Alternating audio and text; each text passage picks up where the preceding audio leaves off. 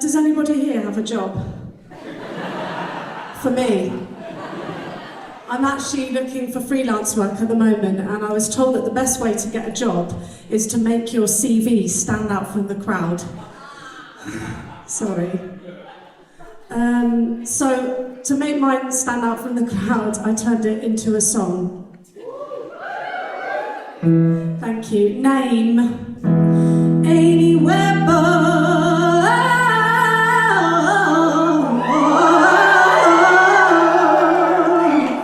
Sorry. Qualifications. BA and Emma's email. Amy Webber, cheeky monkey @hotmail.com. Things I can do. I can do anything to pay my rent, like writing a song for your event. Could be your wedding, your birthday, your funeral too. Sorry. You want it upbeat, well there's more I can do, yes! I can add a kick and a snare drum too. You want a bass line, I'll add that for you.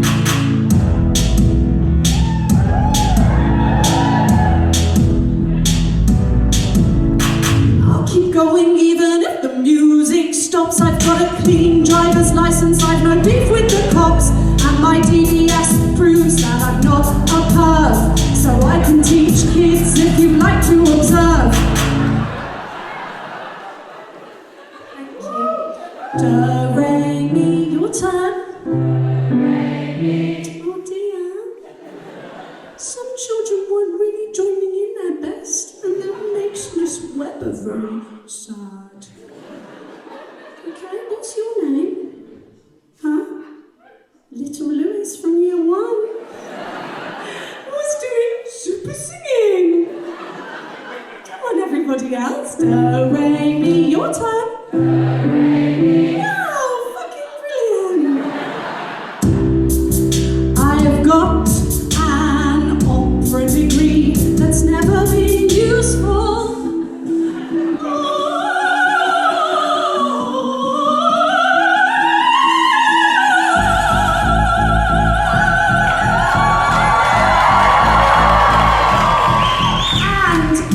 Spotify and Apple Music, which means I could be a DJ for any of your events.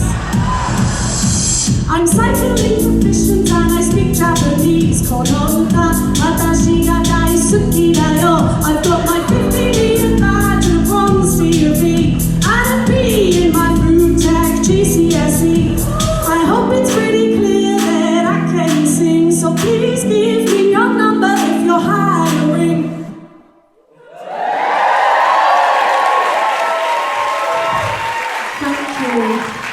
Okay, wait, don't listen to any of this. Xander, could I please have the tracks down in the monitor? And, yeah, thank you. Okay, did anyone hear that? Wow, thanks guys, that's my CV. So also to make it stand out from the crowd as well as making it into a song, I did print some, because you've got to print some off. And what I did is I just made them really, really small, just to make them a bit different. So I will be giving those out at the end. In fact, you can have one already. Lewis. Little Lewis from year 1. So on here, wait, don't read it, in fact put it away. Yeah, because you'll get distracted and that is actually naughty.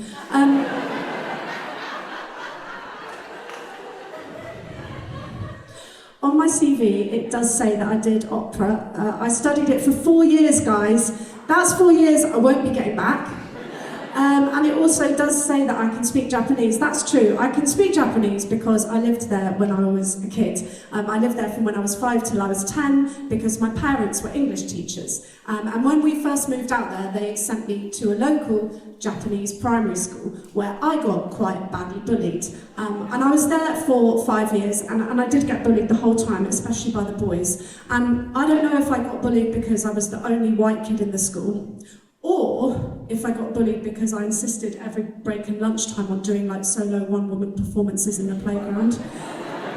I was like, here I am in a lost and lonely part of town.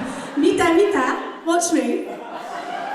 Held in time in a world of tears as you'll drown.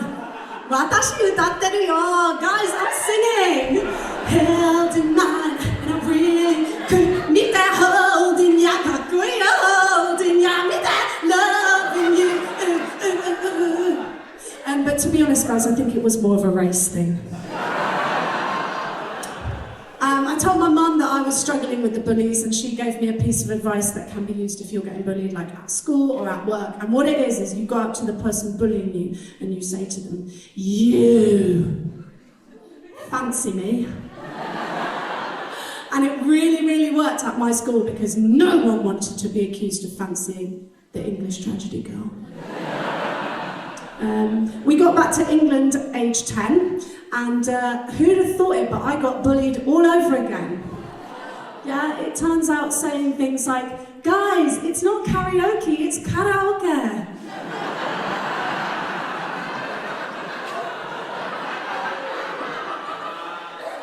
I laugh it out, guys. Combined with insisting on eating all my school dinners every day of the week with chopsticks and involuntarily bowing at the teachers in the corridor out of respect. Didn't make me cool, okay? But I know what did make me cool, and it was dancing on the playground, okay? So my friend Emily taught me a new dance, and I thought this was the height of like sexy British culture.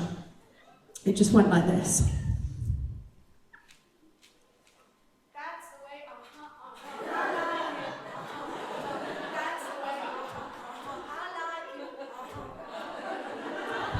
Did you like that? Did you like that with the eye contact? Quite a bit sexy, yeah, for a 10-year-old. Anyway, Emily taught me this dance, right, and I was doing it up and down the playground with her, and I felt seriously cool. And it was only a matter of time before my crush, Stuart Bailey, real name, he'll be here one of these days. In fact, no. He started walking over to me, and I was like, this must be fake. My lips start to shine. No, I wasn't. I was like, yes. And he said, me and the boys have been watching you dancing. We're in Kent. And I was like, and then he said, we think you look slutty. Slutty? Guys, aside from being 10, I was just doing this, like, innocent new dance that I'd learned that I thought was so cool. And I look back now, you know, at Stuart using that word against me, and it's my first, but sadly not my last memory of being called that name. And I think about that word with all its toxicity and its misogyny, and I just think, how did he know? I started growing hair down below. I had friends who were boys. Oh my god, she's a slut. I wore a summer dress and white socks. I had Action Men toys. Oh my god, she's a... I'm just a schoolgirl doing a dance, and suddenly I look like I'm into having sex with lots of people. I guess I really owe Stuart a thanks, cause he probably just wanted a flash of my pee-hole. My pee-hole.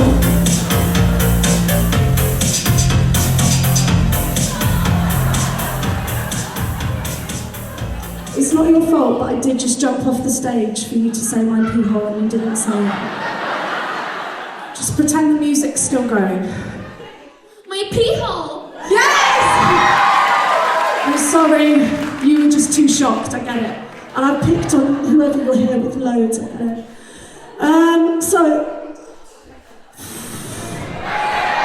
Guys, it was one of two things. It was either a successful move or a fanny fart. In fact, it could have got more laughs if it was the latter, to be honest. Okay, so give me a whoop. No, actually, you know what the thing about that song is? The joke's on Stuart, really, because I bet he was a virgin. Give me a whoop if you're also a feminist. Yeah, me too.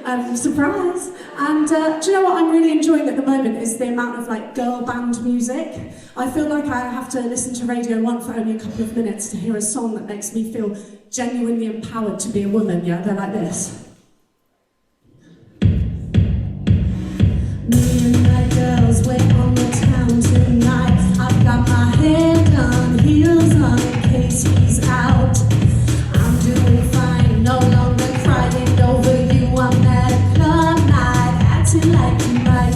through.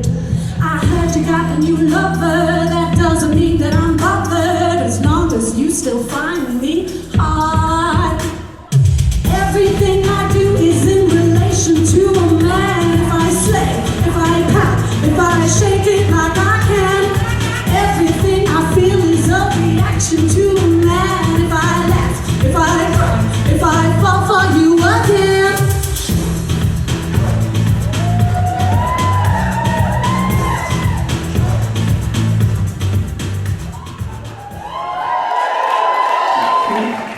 I'm not sure about that dance move, but I like it, but only with a straight face.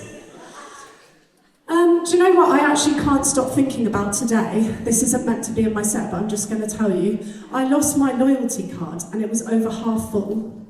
Right, and I realised I lost it around 10 a.m. and I actually can't stop thinking about it. So, I just wanted to share that with you lot.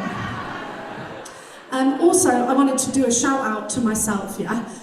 Because, no, just a small one, because when I did this show, not this year, but another time in a comedy club I won't name, called the Glee Club in Birmingham, the sound guy came up to me, who I actually won't name, and was like, hey, who writes your music for you?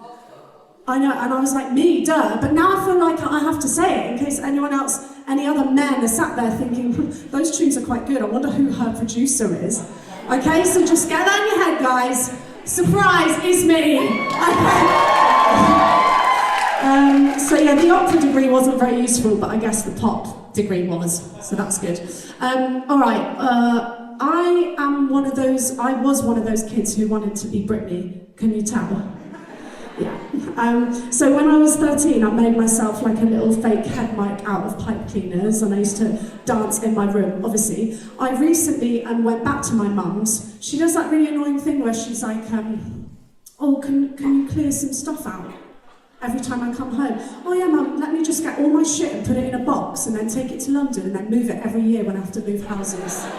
Along with my 20 other boxes. Just let me keep 5 in the garage, 5 in the bedroom, and 1 under the stairs. Is that too? Anyway, I did do a bit of clearing out, and I came across some golden treasures of things I wrote when I was a kid. So, aside from these lyrics and a story in Japanese about a butterfly that I found, and I tried to rescue it and then it died. Anyway, I found my fish diaries, okay, which is actually a diary from the perspective of my 2 goldfish. Okay, and I was reading it the other day, so this also isn't meant to be in my set, but I'm just going to tell you because I only discovered it this weekend.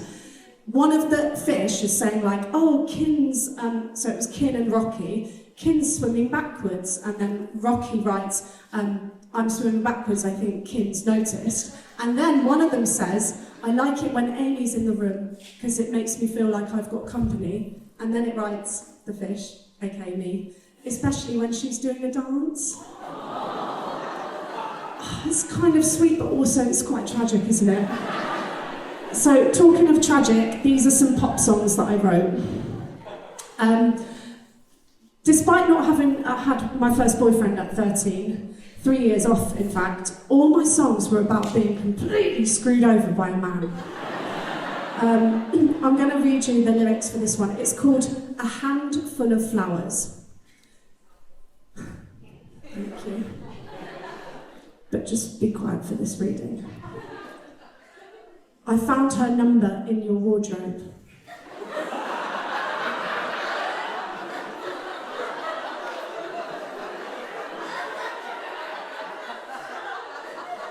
Alright, that's it, laugh it out. No, wardrobe as well is spelled W-A-R, new word, drob. Because my maths was quite good, but my English was actually terrible. What did you say? You said you'd never ever call her, even if you got delayed. I don't know what that means, I'll be honest. But I guess delayed rhymes with say, okay? But then I found a message on the answer phone. We live together, guys. Quite cool. Saying she enjoyed last night. But you told me you went on a shopping trip to buy some new cloths to wear.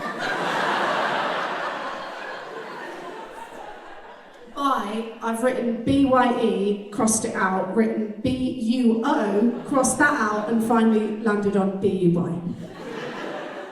Pre-chorus. So I caught you red-handed, but what did you say? You said you'd buy me something special to make it up to me today. Can you guess what he bought her?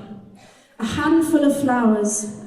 Is that all I get for doing all those good deeds that I'll never forget?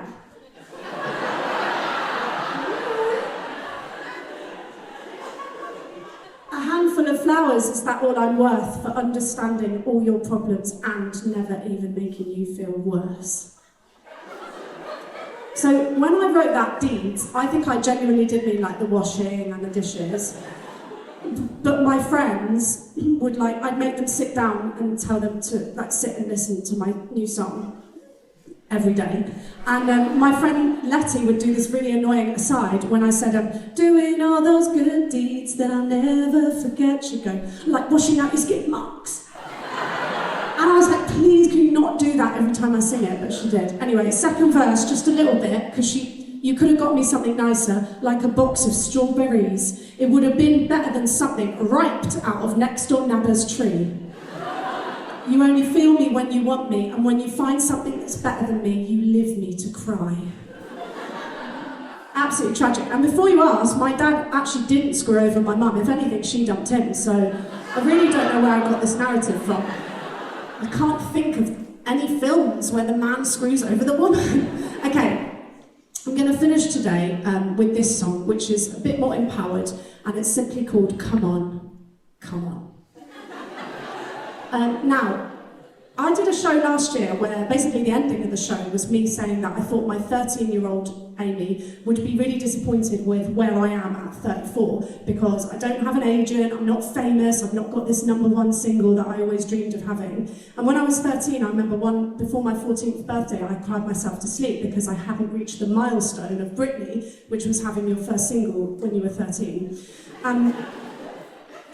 Again, quite tragic, but now I've realised, I have this whole epiphany, that actually I think my 13-year-old self would think this is really, really cool, because I'm like singing and writing music and then trying to make it funny. So what I've done for her is I remember how this song goes and I've turned it into an actual song. Okay, so we're going to finish with Come On by 13-year-old Amy Webber. Thank you. Okay. Come on. Come on, come on, whoa, whoa, whoa. When I see you look at her like that, I want to explode. When I see you make that eye contact, I just want to know. When I watch you look to her like that, I want to be psyched. But then you tell me that you love me more, I just don't understand. Do you still love me? Do you still care?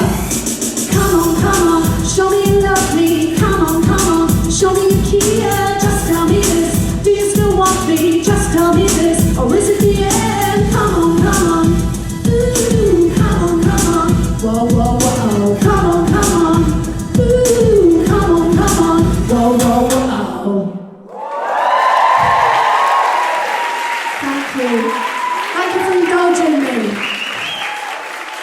That's for you, baby girl. I'm just joking, sort of.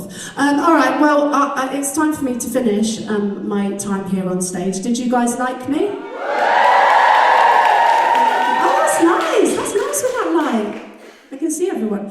Well, thanks for coming, obviously, and thanks to Chris for having me. We've had a really fun time on our tour. I like to ask, though, I always finish my set by asking if you liked me, because I did do a gig a couple of months back where someone got up and walked out halfway through my set, and it wasn't just a wee-wee because they had their coat on their back.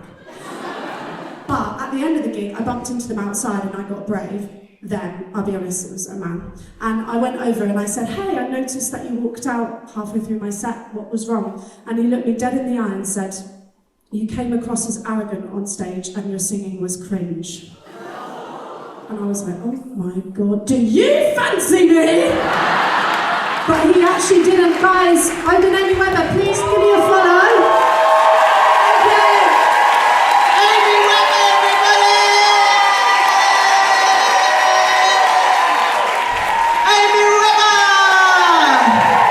I think Oh, love Amy's set. I think it's so cute that she talks about wanting to be Britney Spears and wanting to be a pop star. Bit rude, it's kind of my thing. Also, not very good knowledge there, Amy. I think you meant JoJo, who had her first #1 single at 13. Britney was a little bit older, but that's okay. See how you dropped the ball there, but that's okay, my love. Look, I'll just move this. Listen, as it's my show, and it's the Clapham Grand, and it is so wonderful to be here. May you permit me just to have a little Britney moment right now before we go to a break? May you permit me to have a Britney moment before we go to a break? Okay. Everybody, close your eyes. Close your eyes. Close your eyes. Malika, close your eyes. Rosie and Ashley, no, you're not closing your eyes. Close your eyes. Okay, and when you awake, you will be transported back to 1999 at the T4 on the Beach Smash Hits poll winners, Pepsi Max, SMTV CUK Top of the Pops Christmas special in 3, 2, 1.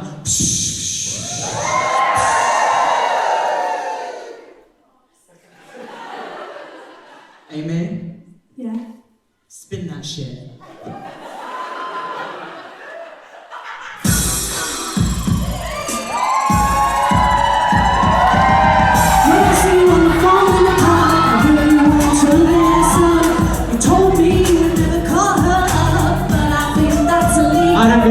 You might have to try a little harder if you wanna keep me. I like my Victoria Beckham. When I see you in the crate for the club, I know that you won't be.